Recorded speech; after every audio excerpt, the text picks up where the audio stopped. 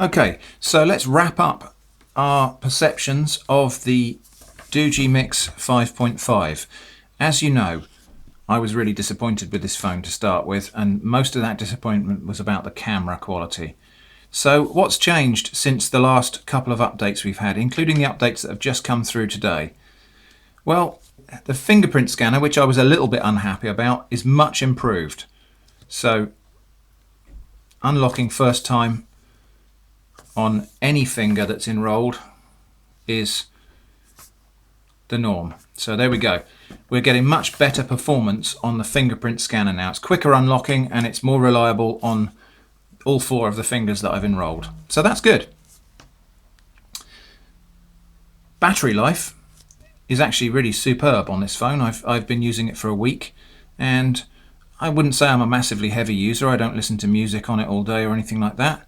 But I've been finding that I return home at the end of the day and I've got about 60% battery left, and I'm using it during the day to check emails, to make phone calls occasionally, to send and receive text messages, to check, do a bit of web browsing, those sorts of things. Not constant use, but moderate use, and I'm finding that I get 60% battery left at the end of the day, which is great.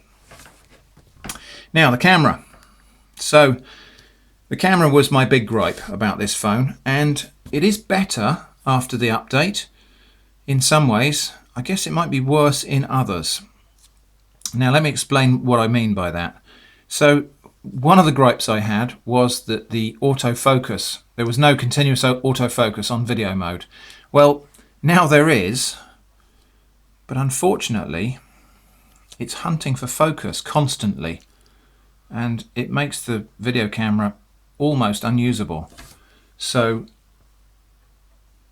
all the time we're actually shooting video,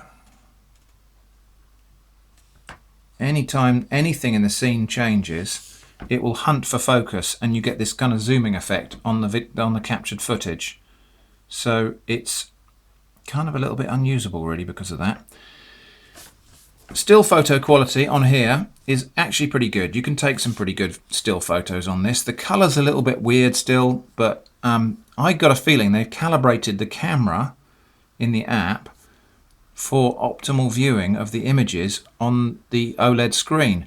Now the point is here is that the OLED screen is oversaturated in terms of color. I mean, look at the color on these icons, for example.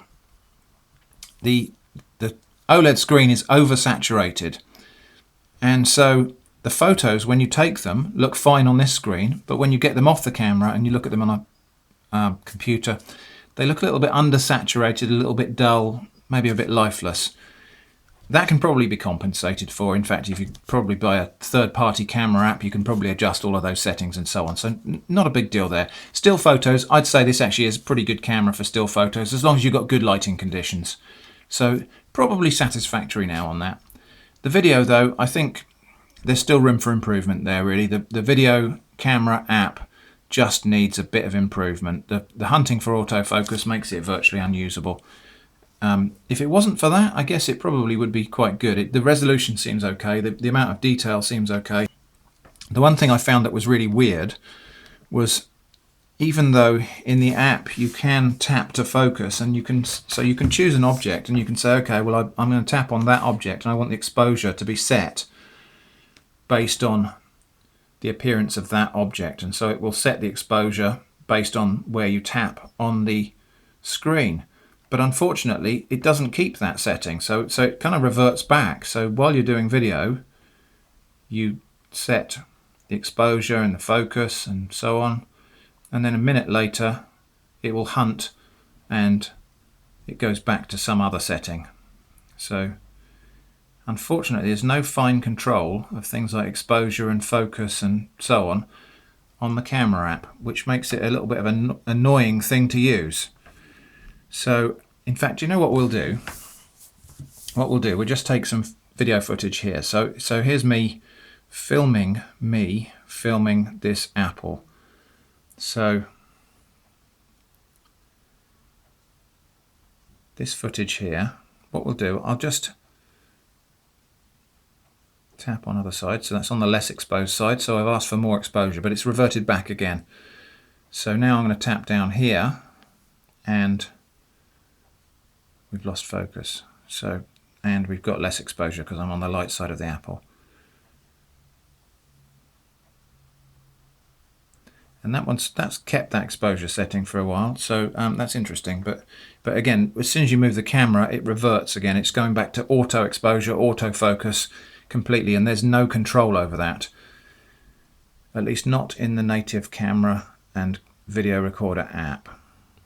So anyway, this video footage that I'm recording now, I'll play it back into this video, and you can see how different it is from what you're actually seeing on this OLED screen.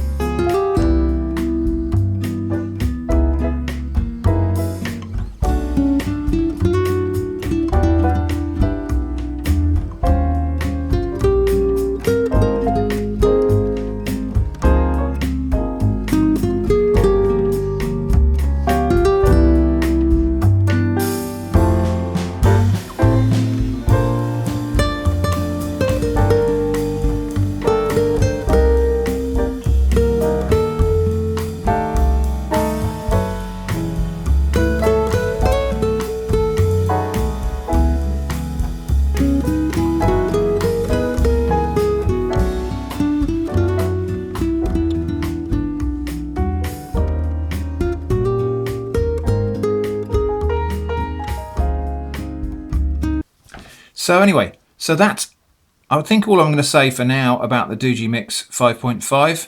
It is much improved now that they've got the new version of firmware out there. It's actually been quite a joy to use as a phone. For everything other than the video recording, I've actually really enjoyed using it. It feels lovely in the hand. The screen is beautiful. It's very stable. It seems pretty fast and capable. Calls are okay.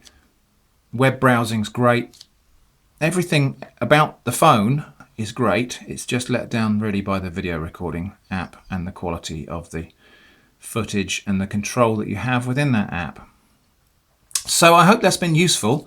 There is a link down below in the description if you want to buy this. That is an affiliate link to buying it on Banggood, so I do make a small amount of money out of that link if you click through and buy it via that link. If you object to that sort of thing happening, by all means go to Banggood and search for it yourself and buy it without giving me any commission. So I hope that's been useful. Thanks for watching, and I hope to see you again soon.